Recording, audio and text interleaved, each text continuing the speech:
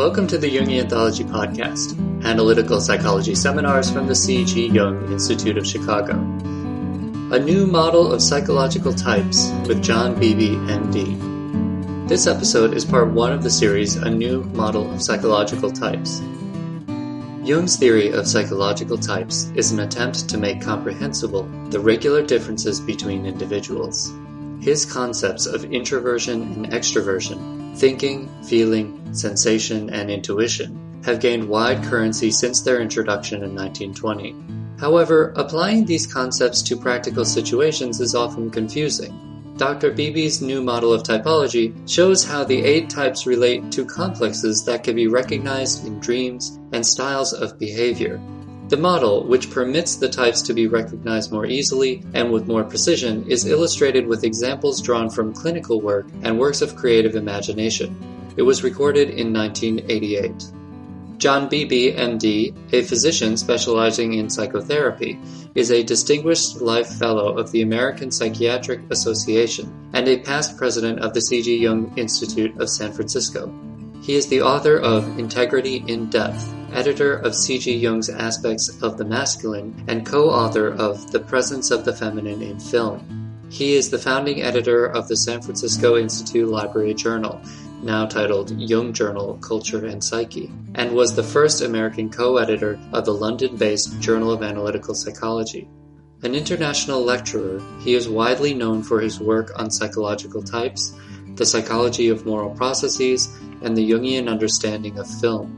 Recently, he has been engaged in training the first generation of analytical psychologists in China.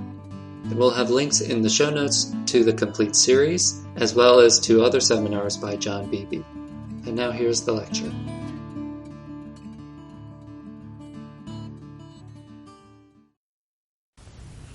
These days, we think we know so much about types because it's become a big business.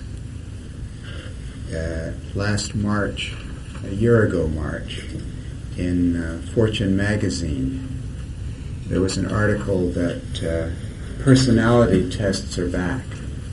And the personality test they meant was the Myers-Briggs type inventory. They said that last year 1.5 million people took the Myers-Briggs type inventory.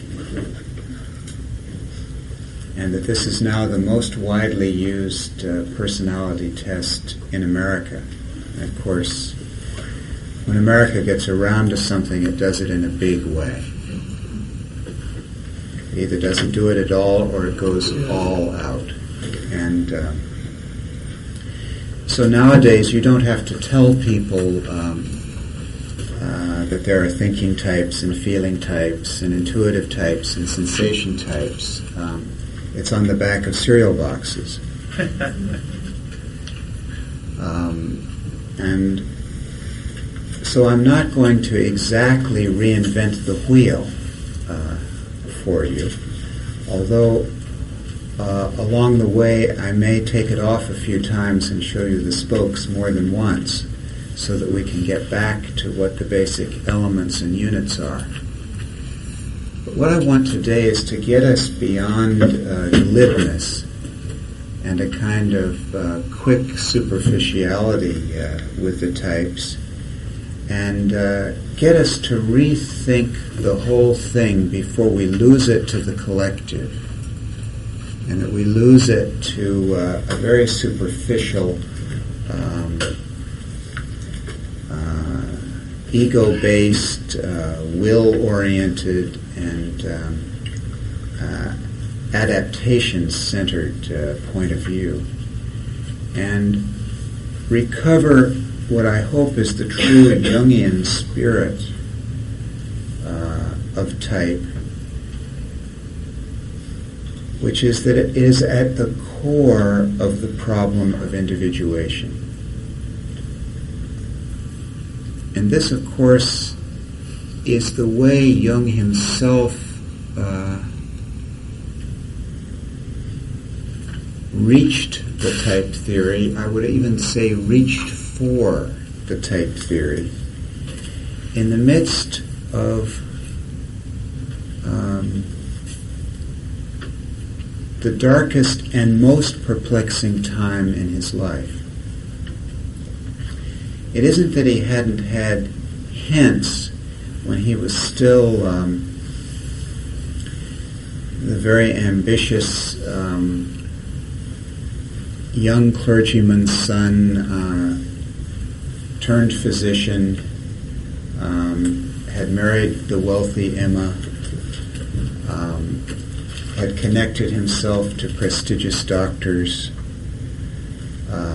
like Bleuler and Janet and eventually Freud, and was garnering an international reputation for himself as a lecturer, a physician, and a white-coated researcher, and was looking for ways to extend his influence and his reputation very much as a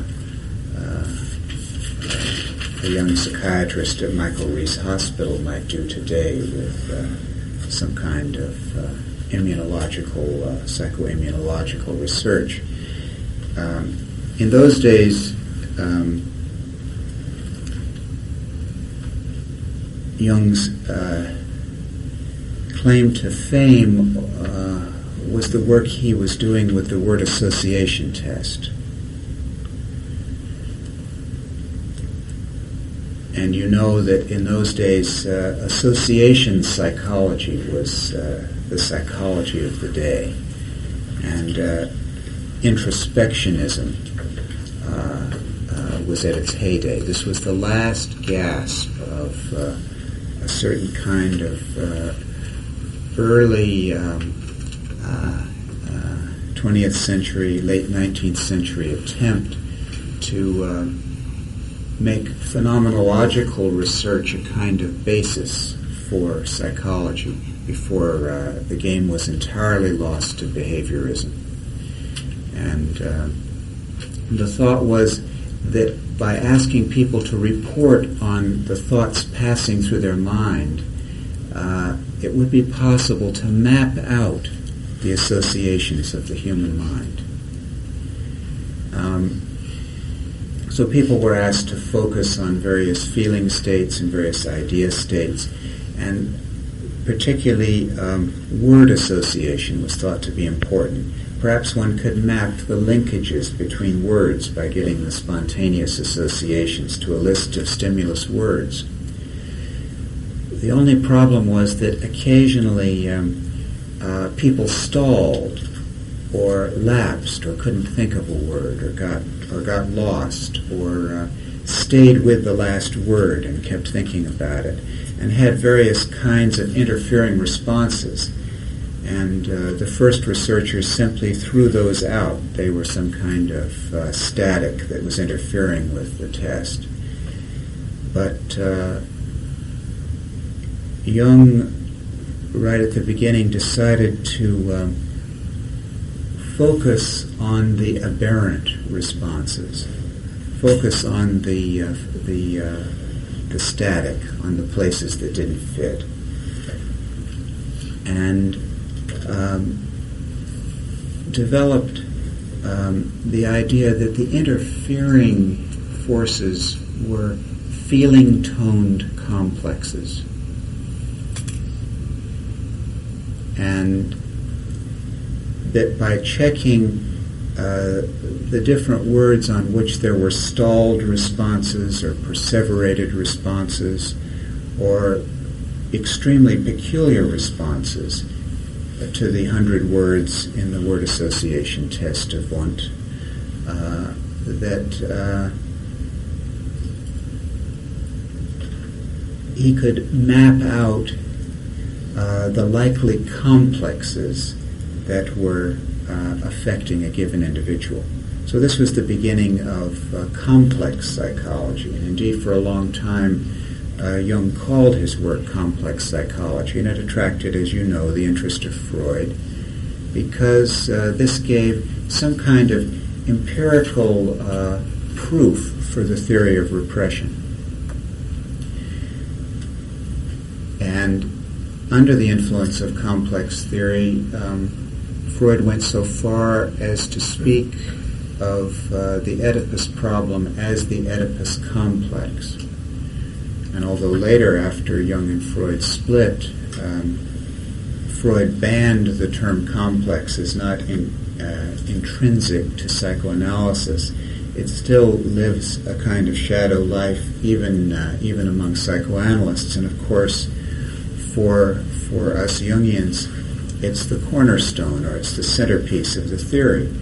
But it was still a way of working that enabled Jung to be somehow outside the process. And he was looking at people very much as a scientific observer on the model of 19th century science. And he was some kind of psychological, pathological anatomist, very much like the German pathologist Virchow, who discovered all kinds of things about cirrhosis of the liver and by dissecting the liver. Jung really imagined that he could dissect the psyche in a rather cool way, and if you read those early psychoanalytic papers, like the one on number symbolism, you see a very brilliant young man appraising the psyche from outside, not yet touched by the experience himself, even though some of his own associations are used in the book on word association, and some of those of Sabina Spielrein and so forth, and one actually can see protocols that tell us quite a lot about what his complexes were with regard to her and so forth. Nevertheless, even with regard to his own psyche, he was still looking at it from outside, very much as Freud had looked at his own psyche from outside, because one can take a kind of detached exterior perspective to oneself, just as one can to other people's material. Well, then, what happened to everyone who's ever touched the unconscious. There comes a point when this all breaks down, and you realize that you are the thing you're studying, and so to speak, the snake bites you, and you can no longer simply detail the lovely colorings on the back of its skin and figure out its patterns from outside, and you fall into the soup in a big and bad way. And of course, this exactly is what happened to Jung, because he and Freud sort of together discovered transference and countertransference and the enormous confusion and complexity that comes up when two psychological individuals of extremely different temperaments try to interact with each other in depth. And they got into, as you know, a magically charged and extremely hostile and difficult relationship in which both men, despite their greatness and despite their psychological acumen and despite their practices and their work with patients and so forth, behaved, I think, extremely badly. And that story is all well told in the Freud-Jung correspondence.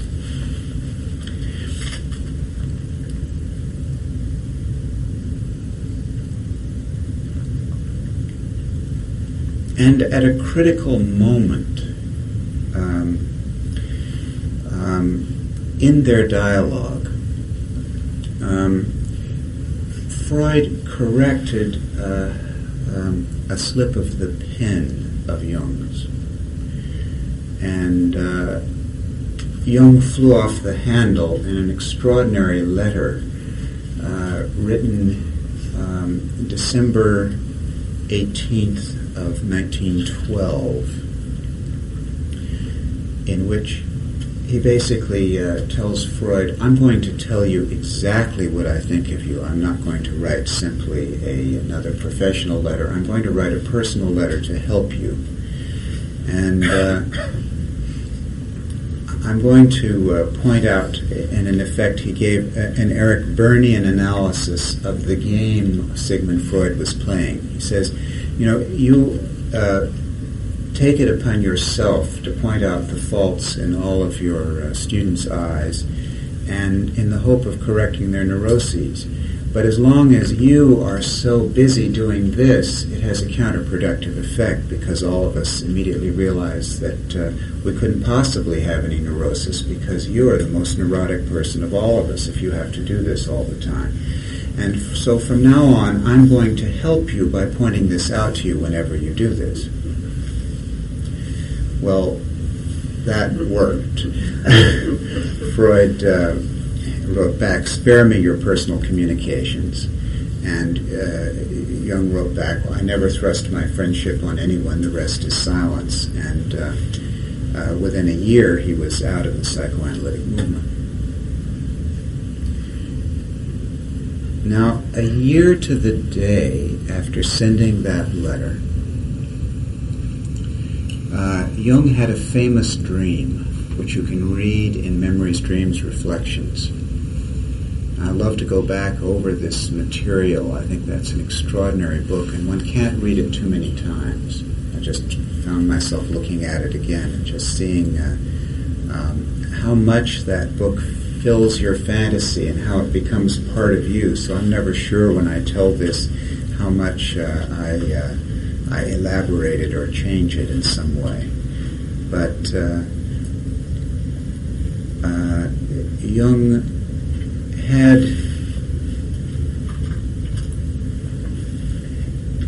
a dream, and this comes at that peculiar time, when he's having images of all of Europe being covered with blood, and he's beginning to feel that he ought to be getting down into the unconscious himself, and he's already had one of the very first experiences of active imagination, in which he imagines the ground literally giving way under his feet and going down into some sticky slime, and going into a cave and looking around, and first in pitch blackness, and finally tries to get out of there, and then just lots of blood pours out of the cave. And in that cave there has been a blonde man lying dead with a wound on his head, some kind of dead hero figure. But instead of rebirth, as he had expected, what pours out of the cave is blood. So that was fresh in his mind. That experience was just 6 days old when he had not an active imagination, but a night dream. And this dream is, as I said, dreamed a year to the day after sending the letter to Freud, in which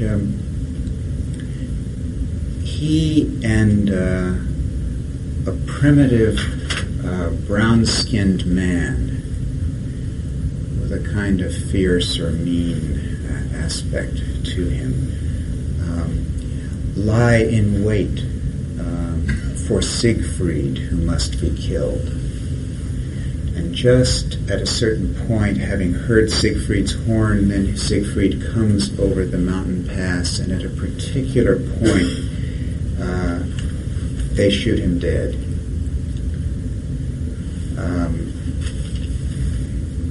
Then for Jung, there's a tremendous feeling of disgust and remorse at having killed so beautiful a man.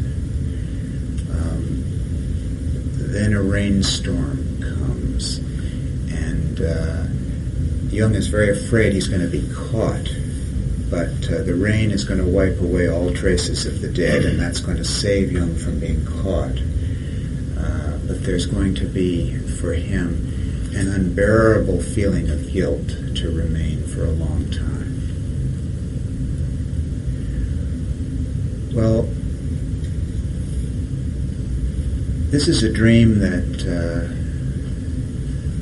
our Freudian colleagues, the psychoanalysts, have made a lot of, because they've also looked over our shoulders at this material. And of course, for them, Siegfried is nothing but a simply disguised Siegfried. And given the anniversary, it seems quite clear to them that Freud was absolutely right, that Jung did have a death wish toward him. And this is how Jung handled the guilt at breaking off the all-important relationship to Freud, and the price that Jung paid for the rupture of an object relation was a veiled psychotic episode. That's pretty much the way they play this. For me, as a Jungian analyst with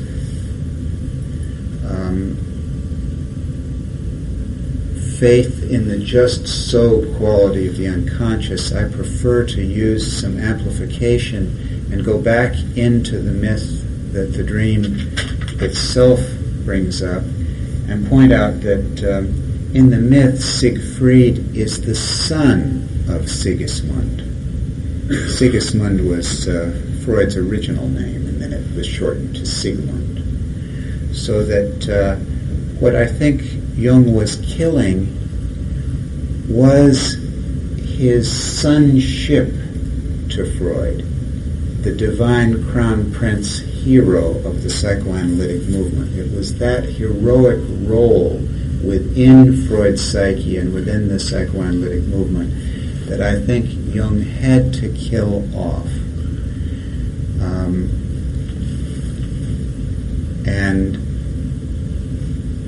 that the death wish that Freud felt with his acute feeling function, Freud had a remarkable introverted feeling,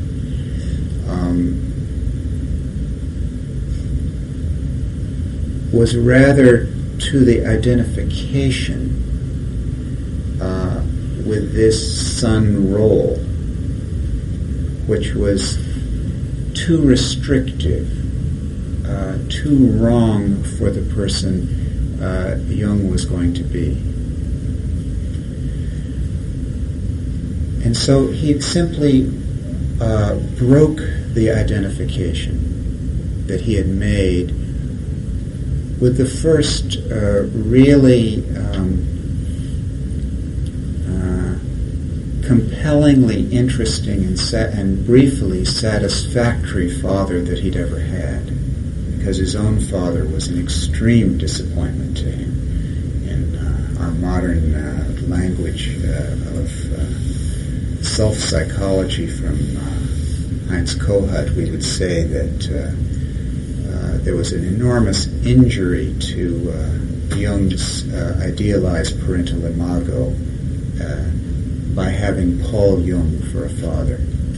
Paul Jung was a man who was not very successful in his own career and didn't have a great deal of integrity. He had lost his faith in Christianity and continued to work as a minister anyway, as if nothing had happened, and then died at an early age. And this was absolutely unbearable for Jung. And of course, in Freud, he found a man who was quite opposite. Freud never lost his faith in his own theory, which in fact became a kind of dogma for him. It became a kind of love object, almost an anima object, to which his theory, in a sense, was his anima, so that he actually had his colleagues swear loyalty to it, as medieval knights would have to swear fealty to a lady and promise never to betray it in any way, which of course was completely against the spirit of science. But at least Freud was a man who stood by what he believed in, and was a man of sufficient stature to repair a certain amount of that tremendous wound Jung had in his inability to idealize someone. Although, of course, there were times when Freud was extremely disappointed in,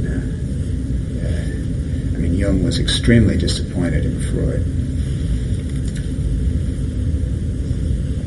So breaking the identification with Freud left Jung really without a rudder. I don't know if any of you have ever broken an identification with someone, where you've allowed someone to pretty much organize your psychological experience for you in lieu of being yourself, yes, but nevertheless, that identification became your way through life. And then something in you can't stand having that in place. Some deeper part of the self demands that you get that person out of the center of your psyche and get about the business of being yourself. And I think if any of you have ever done that, you know what a profoundly upsetting experience it really is. Because you have not only the guilt at biting the hand that fed you, but you also have lost your dominant personality organization. In other words, you simply don't know who you are. And this was precisely the situation Jung felt himself to be in. And interestingly, it was not far off the situation that Europe was in around 1912 when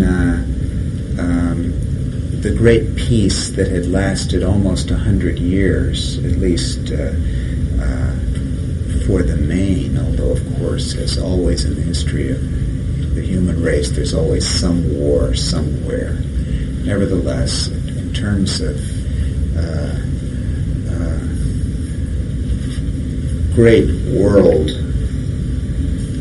problems, the peace after the defeat of Napoleon had lasted for nearly 100 years, and a kind of civilization had grown up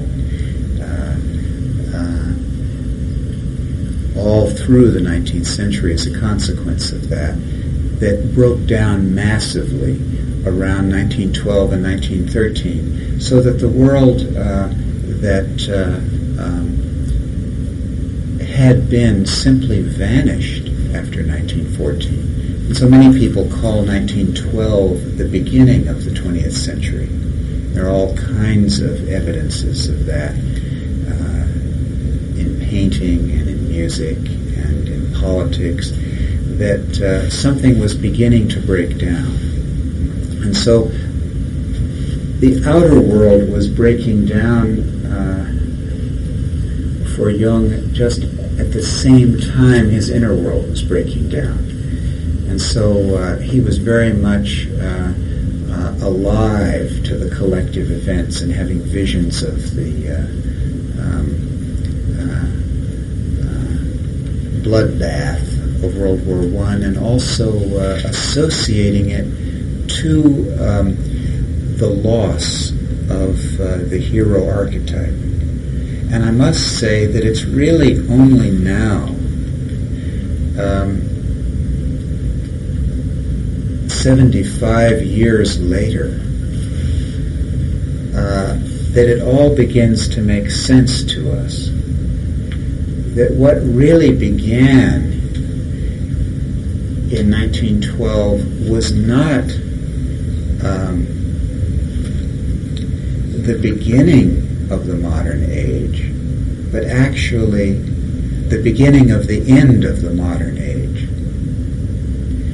And then in fact, the modern attitude, which had been gradually shaped over the 19th century, was founded on a hero motif, which was doomed to bite the dust in a prolonged outpouring of blood, of which World War I was just the first act, as Virginia Woolf realized when she wrote that last book, Between the Acts.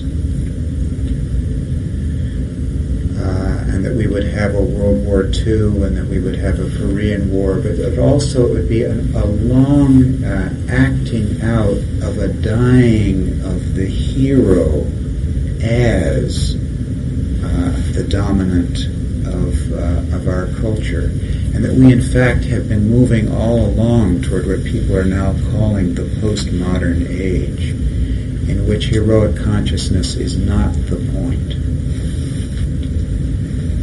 So that Jung was coming in right at the beginning with his psyche on perhaps the most important movement in the psyche since the medieval synthesis broke down in favor of the Renaissance idea of the dignity of man. In other words, with the dignity of man came the danger of heroic inflation and of too much emphasis upon the hero archetype. And that continued to build in various ways through all the centuries that followed, until finally it all began to break down, just at the point that depth psychology was being born. And the first attempt to make it work was on that old heroic model. Freud the hero with his self-analysis, and Jung the hero's son. And it was that Jung broke right at the beginning to start the psychology that still got us in its grip today, that we're still trying to learn today. Now, imagine being there then. It's so easy to talk about it after 75 years, but imagine being there then in 1912 and 1913 and throwing overboard the basic orienting principle that had been essentially guiding men like Jung, who were interested in consciousness and in appraising the human conditions. The very archetype that had, in effect, organized experience for men like Jung since Montaigne's day. Imagine throwing that out, because that's what he threw out when he threw out Siegfried.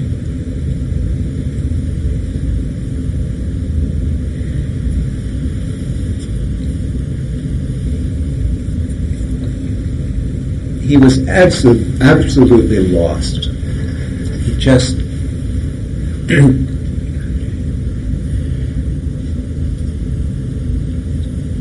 had nary a clue as to how to proceed, and the tools that he had, which were these finely honed conceptual instruments, the words, the terms, the languages, the categories, all of those things, no longer seemed to be like laboratory tools that he could pick up and use at will to appraise people from outside. As he put it, it was as if in that laboratory the instruments were flying around the room,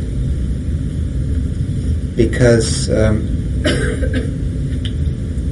he was discovering that all of these ideas are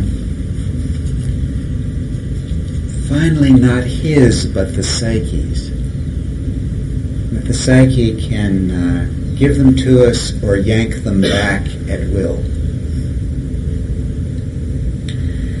So here's a man in a very confused and disoriented inner space.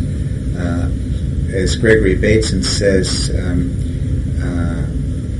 he was a man whose epistemology was confused, and when your epistemology is confused, you become psychotic. And indeed, the family had an invasion of ghosts in which everyone saw them. And Jung wrote the 7 Sermons of the Dead in the midst of that.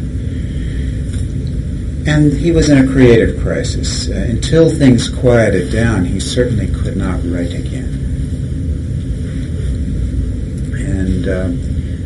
so yes, it was said that there was a Zurich school, and some papers that Jung had written along the way of the break with Freud, before things started getting so hot internally, were published. And in English, the book that had been the occasion for the escalating bitterness, Symbols of Transformation, was published, and these papers on analytical psychology were published, so that it looked as if there was activity, particularly with English translations. But this was all work done before. The actual man was making mud pies in the backyard and going into the study with his active imaginations and seeing his patients, and rather estranged from a number of former professional colleagues, and in very bad shape indeed. And he was also in the midst of a major love crisis, because he had decided to accept a relationship with his former patient, Tony Wolfe. He had referred her to someone else after the end of some work with him, and she was still in love with him at the end of the work, and he hadn't seen her for several months, and he went through a lot of inner turmoil and a lot of soul-searching, and finally decided that he must have this relationship, and basically installed her in his life as a kind of second relationship with the full knowledge of his wife, Emma Jung, to the point that he would see Tony Wolfe on Wednesday afternoon, and she would come to dinner with the family on Sunday afternoon. And somehow all of this was going on at this time, and he had to sacrifice the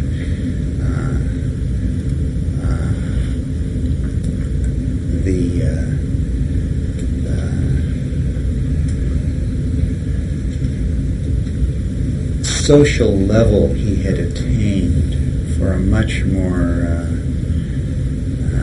some would say, putting it charitably, a much more bohemian arrangement, despite the way in which Emma Jung, with her remarkable qualities, kept this together. So it was a time in many, many ways of personality and social breakdown for Jung. And when he finally had worked on his fantasies enough to come to the psyche from inside and experience it this time as something he had less choice over, but something that insisted on expressing itself through him in just its particular way, with just its particular style, and had really accepted the reality of the psyche as something you don't fool around with or manipulate, but something that must be honored. Something that I suppose every one of you in this room knows now, but was in many ways a new attitude. Really approaching the psyche with a psychological attitude. When he had finally found that attitude toward the psyche which is appropriate to psyche, which Joseph Henderson is now calling the psychological attitude. It doesn't depend upon a kind of borrowed scientism, as if the psyche were something else that could be studied from outside, but in that alchemical way, washing the material in its own water. When Jung had learned to do this by building his psychology from his fantasies and had begun to come up for air, the first book that he wrote was the book Psychological Types. And he called it, in the English translation, Psychological Types, or the psychology of individuation.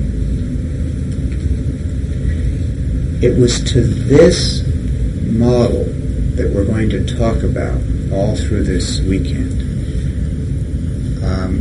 that Jung turned to orient himself this time on a more authentic basis and to establish his new ego position, his new conscious position. And if you get nothing else out of this entire seminar, but the idea that psychological types has everything to do with finding one's own unique orientation when one has been sufficiently disoriented to need it,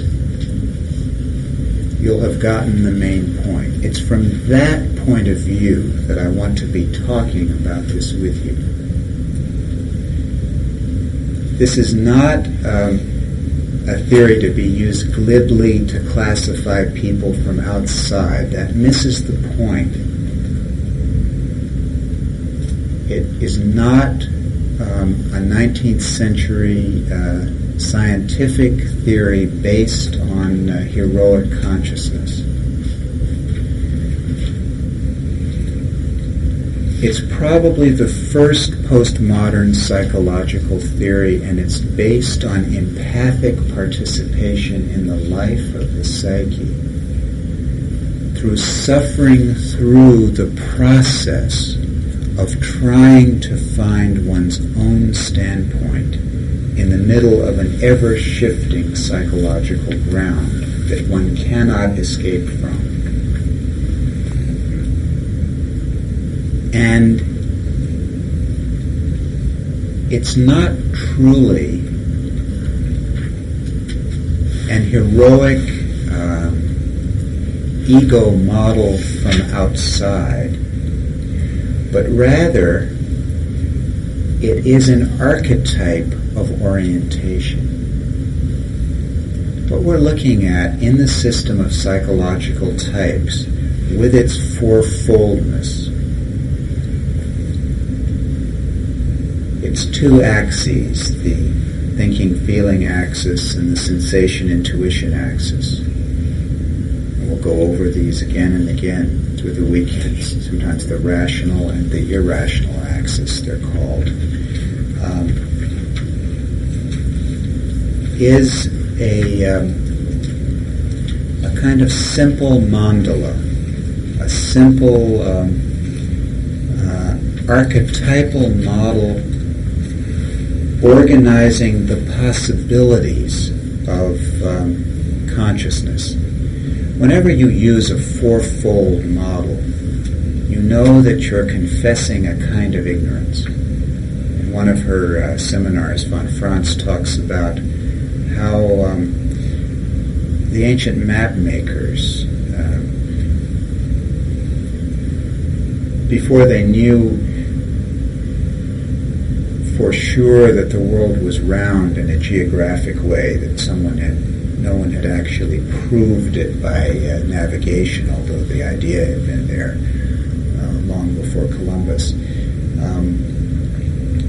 could only map out the world as far as they knew it to be. And when they reached the edges of the waters and didn't know what was beyond, they would put 4 angels blowing trumpets, representing the unknown thing, or perhaps they'd have an image of the 4 winds or something. Whenever you get to the edge of what you know, the 4 comes up to kind of take care of what you don't know. So Jung, dealing with this unknown thing, what is my psyche, what is my psychology, came up with this fourfold model. And immediately there's the confession that he doesn't really know what he's talking about, but he has to have some way of talking about it, so he uses this mandala this fourfold differentiating model.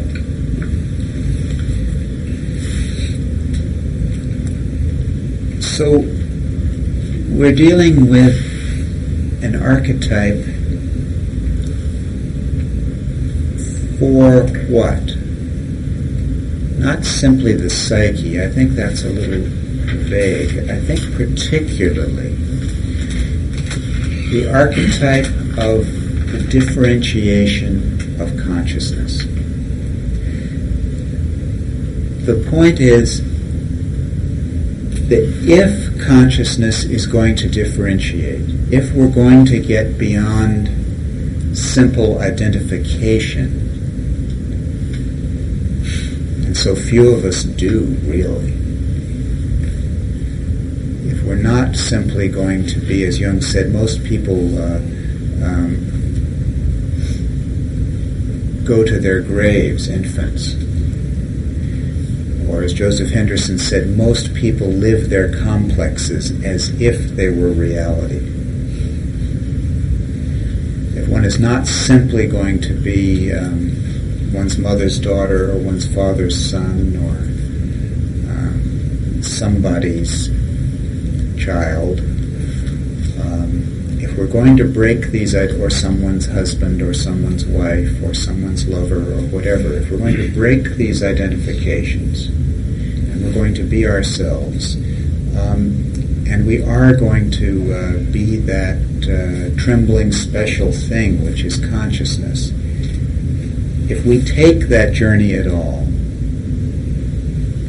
Jung is saying, by publishing this book at this time,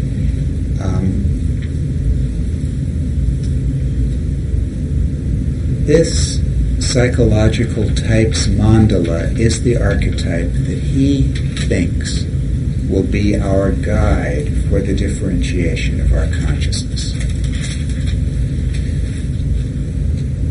Now, what does consciousness mean in the Jungian sense? It isn't simply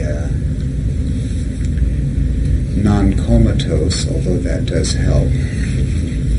Late in his life, Jung was asked in Zurich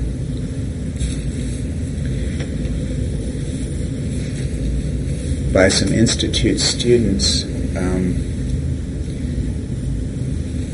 does consciousness help in the process of individuation?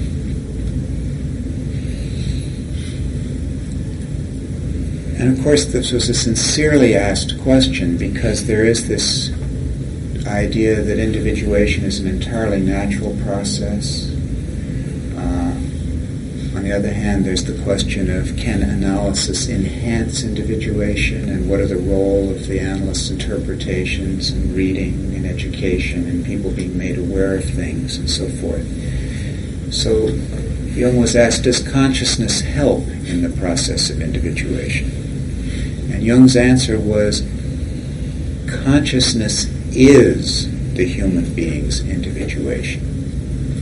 He said, if a plant has it in its rhizome to produce a certain flower, and the plant flowers, you can speak of the flower as the individuation of the plant. And he said, consciousness is the human being's flower. And with the book Psychological Types, he's telling us that if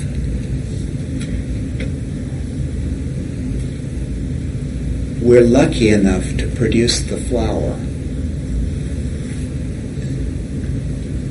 if, as Dylan Thomas says, the force that through the green fuse drives happens to drive us to produce the flower,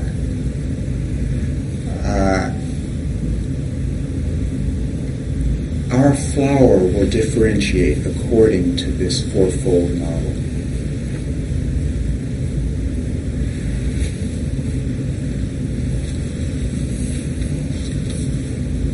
So, someone like me, or any of you listening, hearing it, can really only talk about this model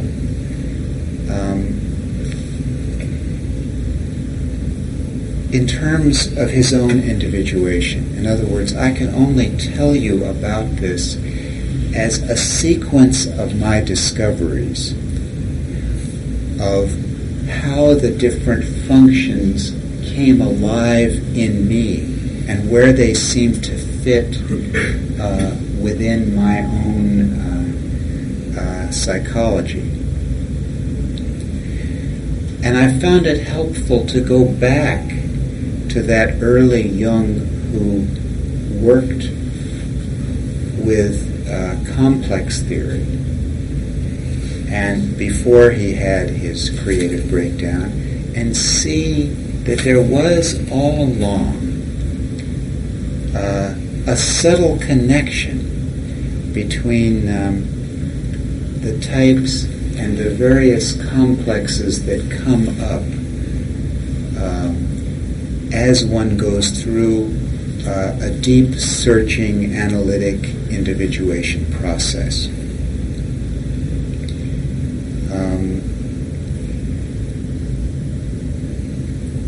Jung noticed right at the beginning, in that first grasp, that there was a there in the unconscious, that some important process was interfering with the association test, certain peculiarities of response. And that it wasn't enough simply to say that there were complexes interfering with the test, but that there was something else, because some people seemed to take to the test itself in a particular style and other people went at it in another style. He noticed that some people had to relate themselves to the words on the test and establish some kind of feeling connection to them before they could do the test at all, whereas other people could stay back coolly and simply handle the words as they came up. And he really was so much more at that time like the latter group of people that he really couldn't understand the former. So he called them in that very early 1904, 1905 period, he called those people the subjectively evaluating value predicative type. Meaning that these are people who had to predicate a value in the experience at all before they could relate to it. That's where he was then with the feeling type. And the other kind of person who could stay out of it all and just look at it objectively, that was the thinking type. For him, that was the objective type at that point. And at first, he thought that this was all there was, and he tried to cram all of typology into this, so that not only were these the feeling and thinking types, but they also were the introverts and the extroverts, and what we now call logos and eros was shoved into that, so that there was this initial compounding and conflation of all the concepts of typology until the Big Bang, when it all came loose a little bit and we could see what was actually in the universe. And he tried, even as a psychoanalyst, to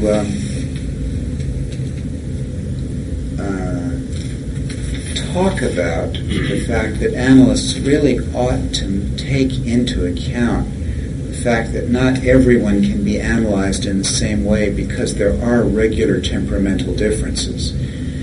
And by then he knew about William James' tender-minded versus tough-minded, and he liked William James, and he met William James when he and Freud visited Clark University, and in 1909, and so he said, we really ought to realize that there are two groups of people, the introverts and the extroverts. And he was going to present this at the Munich Psychoanalytic Congress, and he was talking about the planning for this and talking about types, and Freud fainted. Jung had to carry Freud to a couch. So right at the beginning, you see, talking about types touches complexes. It's a powerhouse of a subject. And I myself have had my violent resistances to the way Jung laid it out at the beginning.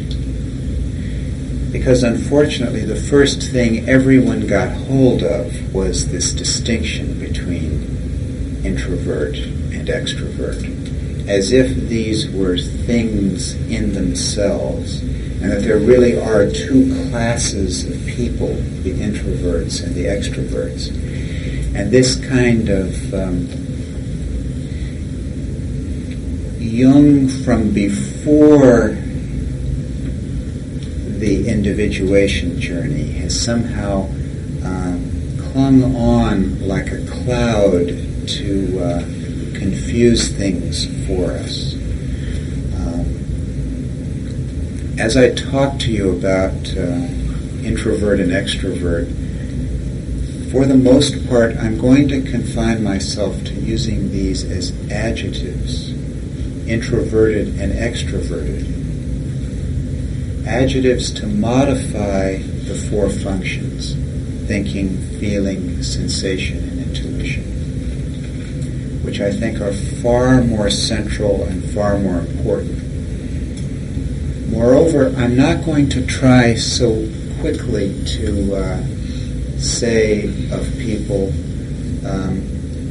that someone is an introvert or someone is an extrovert, because I found right at the beginning of my own journey, and well along into it, so well along into it that I was practically a Jungian analyst myself, and I still couldn't decide if I was an introvert or an extrovert, because it was so clear that under certain circumstances I was introverted, and other circumstances I was extroverted. And that indeed half my friends were absolutely convinced that I was introverted. In fact, I had some friends in psychiatric residency who were reading Jung and felt that I was the only person they knew who was introverted. Whereas I had an equal number of others, including myself, who was largely convinced that my nature was extroverted. The reason for this was that people who were responding to my thinking and to the way that I go into my own mind to make up my own words and my own names for things, and go inside into an interior place to kind of check that these words really fit a kind of subjective experience that I have, are experiencing the introversion of my thinking. But that those who have had the experience of having me practically read their mind as I'm talking and say something that they were just thinking, or use an example that had just passed through their mind, and have experienced me rather merging with their experience in an almost uncanny way, are just as convinced of my extraversion, because they're feeling the extraversion of my intuitive function, which does not go inside, but very much goes outside to merge. Now, one of Jung's early associates was Beatrice Hinkle, who translated Symbols of Transformation when it was still called The Psychology of the Unconscious back in 1916. And before the book on psychological types had been published, she herself published her own book called The Recreating of the Individual. And I have a dear friend named Nancy Hale, a writer and fiction and novels, who's had an analysis with Beatrice Hinkle in the 1940s and has been someone that I've talked to about my involvement in Jungian things, who learned Beatrice Hinkle's system of classification, in which Beatrice Hinkle talked about emotional introverts and subjective extroverts. And Nancy Hale helped solve my problem for me by explaining to me that I was a subjective extrovert with lots of introspection. So you can see that there are many ways to this. I think we have to completely rethink introversion and extroversion before we go a step further, because if we don't, you'll all, I think, rather quickly get lost. Certainly shy and gregarious don't make it, because I've met some extremely ebullient people who seem to have a superior introverted function, and I've met some very quiet people who have a superior extroverted function. When we have to talk at all about whether one is predominantly one or the other, let's remember that we're only talking about the function that comes first. I would call it function number one, the so-called superior function. The function that we feel superior about, among other things, if we're lucky enough to have found it. Remember that most people are not very well differentiated. And for many people, the psychological nature is as yet unborn. But if one is in the process of being born, and one is far enough along to have broken the first identification,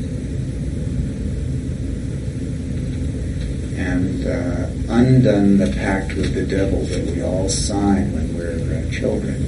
You know, the reason that for the Faust mythology is so popular, as a colleague of mine says, is that we've all sold out. We are all born into a family with a typological bias, and we're all born to a culture that has a psychological bias. And we learn very early that if we don't play ball typologically and play the type game that goes in our family and in our particular culture, we're not going to have the Faustian goodies of beauty, money, and power. And so for beauty, money, and power, we sell out, most of us, unless we're extremely lucky to be born into a family with a good type fit. We sell out our birthright, our natural, innate typology, and go along with the type program of the particular family we're in. And we pay, some of us, an enormous price for that.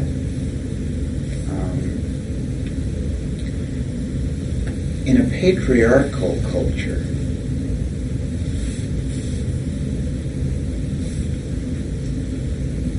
this common human fact becomes desperate for half the citizens, the women,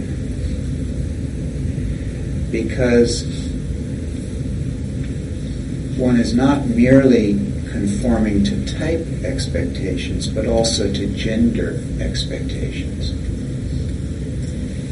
So that the woman's own ego, the woman's own superior function, is quite unwelcome, and the woman's own natural unfolding mandala is going to be unwelcome because it's going to be feminine. And there's going to be an enormous payoff for the woman if she will play ball and adapt through her animus. So that I found often in these lectures that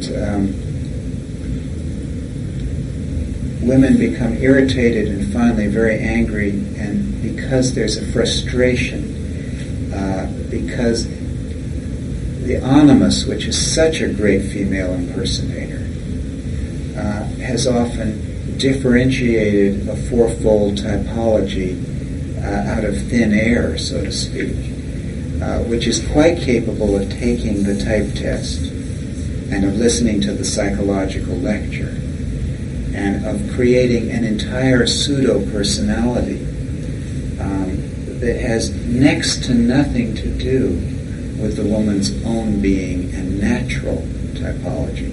So it's only if a woman has come so far that she's actually able to chuck all that animus adaptation and that false ego adaptation, that animus ego,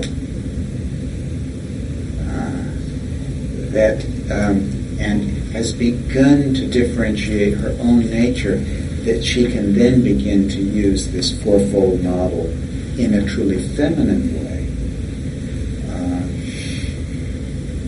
to make sense of it.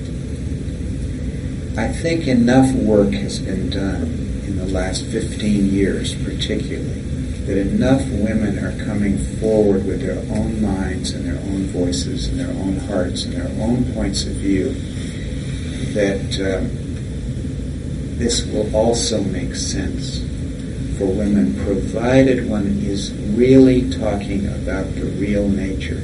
But remember how easy it is to be captured by that animus. And I'm aware that I'm a male giving the presentation, and I'm aware how much that can really catch the animus and the wish to comply and all the rest. And don't comply, be stubborn, resist. You will anyway, but befriend your resistance and try to make this your own, and try to see where you come in. And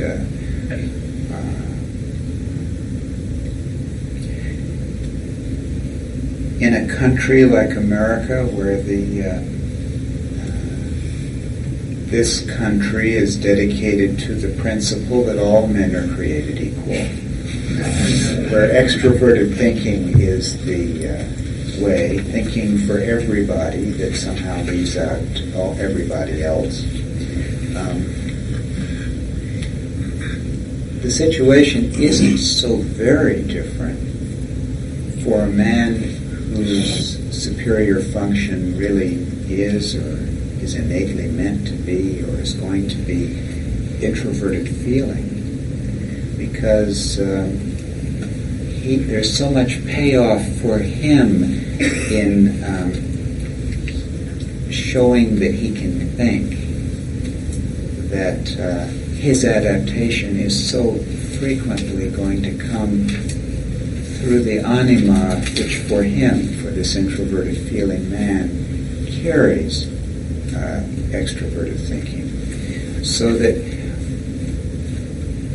with subtle signs of anima strain, and the anima can be a great male impersonator, but occasionally the whine in the voice gives away the strain on the anima, or a certain touchiness or a bit of passive-aggressive irritability, just a touch of strain, shows that this man who thinks so well and knows the names for everything and is so careful with the macho trip of the extroverted thinking is really using his inferior function to mount a personality and not daring to claim the introverted feeling that would make him a sissy in a world in which blue, the thinking color, is for boys, and red, the feeling color, but not even red. Pink is for girls, and not even women, for girls. Yes. So,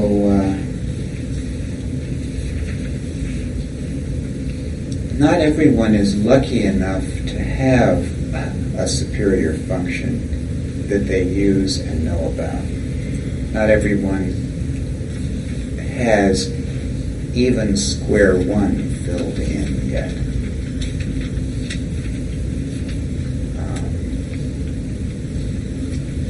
And it doesn't seem to work to have someone fill it in for you. It doesn't seem to work to be told what type you are unless a certain amount of inner work has already taken place. It seems that what we all have to do is, so to speak, drop anchor. We have to establish what Edward Edinger calls an ego-self-axis for ourselves before we can know enough of who we are. And to do that, one has to establish, so to speak, one's spine.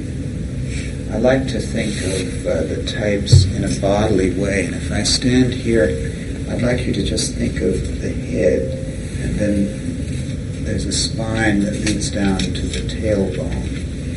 And for each of us, establishing this axis seems to me to be the important first step in type. This axis is a kind of plumb line between what we're best at and what we're worst at, and they seem to be wonderfully related to each other. I learned very early on that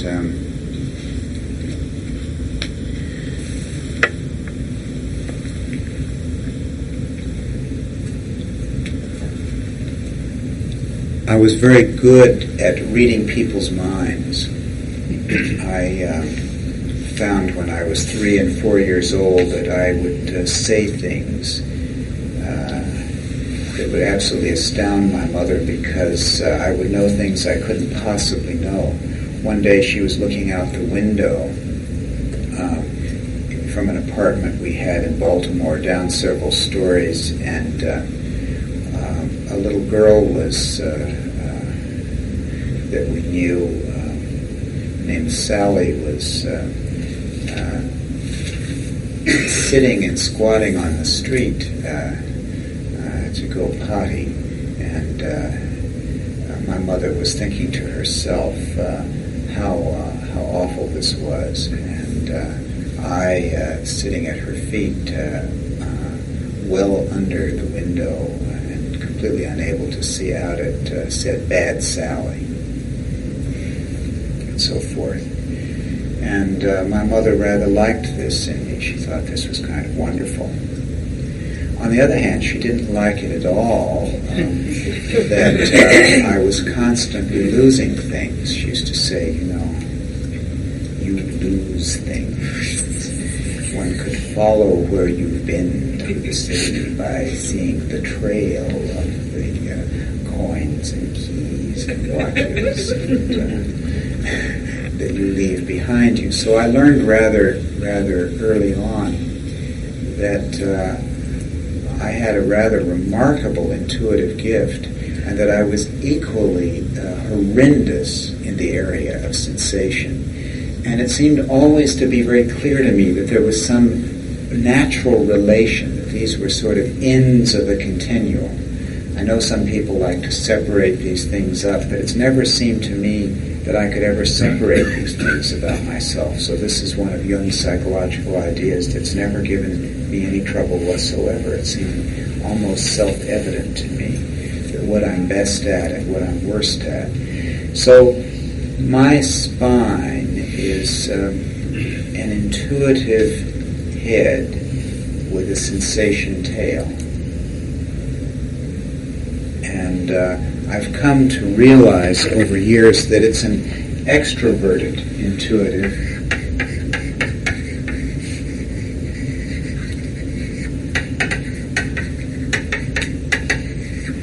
and an introverted sensation.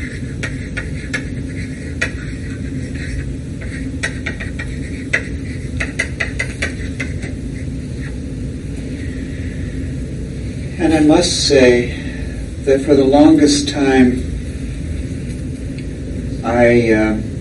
I felt the inferiority much more than I felt the superiority, because aside from my mother, the world in which I grew up didn't have very much room for an extroverted, intuitive boy.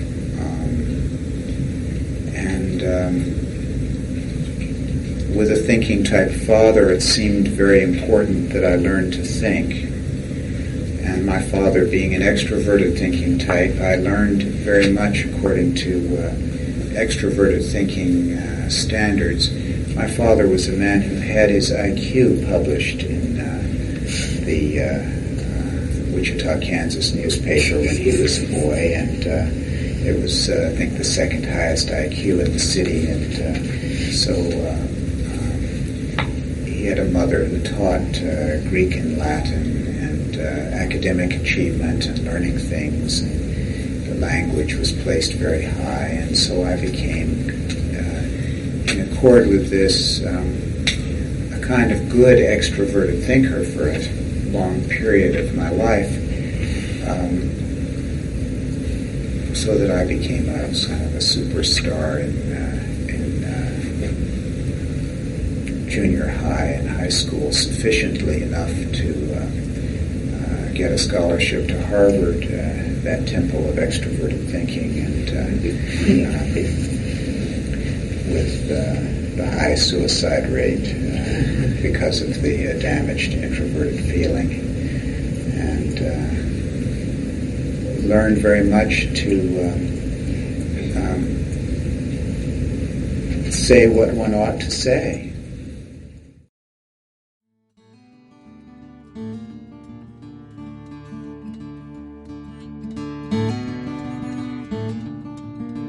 This podcast is distributed under a Creative Commons Attribution, Non-Commercial, No Derivatives license. Share it all you like as long as you maintain the attribution to the speaker, but please do not change it or sell it.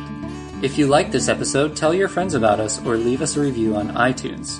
For more information about classes, training programs, videos, audio, this podcast, or to find a Jungian analyst near you, visit our website, www.jungchicago.org.